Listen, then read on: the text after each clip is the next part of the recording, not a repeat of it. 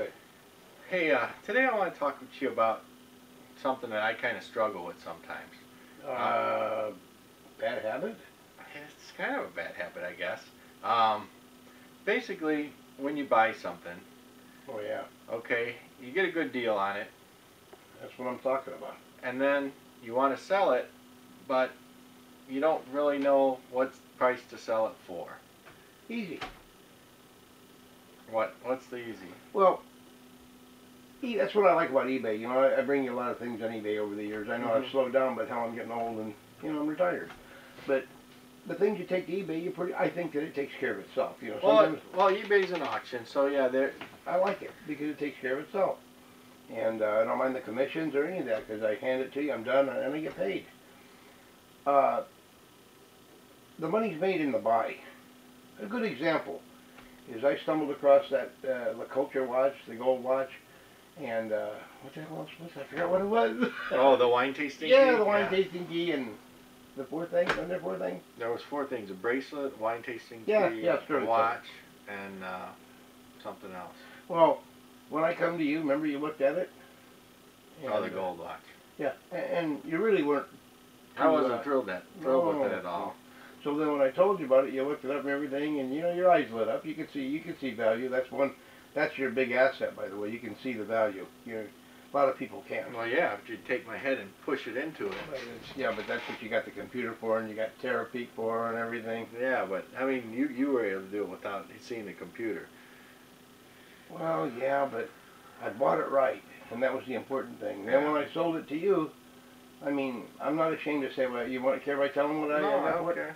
I paid $60 for all of it. So we're sitting here with you, and I like to give you a deal. You know, I've sold you gold before and stuff, and I like to give you a deal. I like anybody I deal with. I always like that because it seems like you can always get that stuff. It isn't like it's that hard to get if you've been around for 50 years and know what you're doing. Of course, you don't want to drop dead. But I sold it to you. Remember, we looked at it and we talked about it. We knew the watch was worth $800 or $900 and about $1,000, somewhere around that. You're going to get out of it for sure without getting hurt. And when I hit you with what I wanted for it, I'm going to tell them in a minute. Okay. What did you do? What did you think? I said, yeah, absolutely. Because it's a good buy and it's like making $500. Now, kind of probably the same when you bought it. You said I can't get hurt with it, that's and exactly I was saying the right. same thing when I bought it. Well, exactly I can't get hurt with it. Don't be scared to let something go. I sold it to you for $300. I set the price, and you even said that you didn't think that was enough. Yeah, it wasn't. I mean, it was you were giving me a gift. I couldn't believe you. Well, it's not really a gift. Told you what I did. I took the $300, I put it in an envelope. Here's how I look at things after 50 years experience. You know, and a lot of beating my head against the wall. I'll show you my face sometime. I got bruises all over. And that $300, now I'll take it out there. I was already out there, you know, once. And I'll go out there again tomorrow, probably in the morning, and I'll take that $300. It's in a little envelope. I'll go out there and I'll buy some other stuff.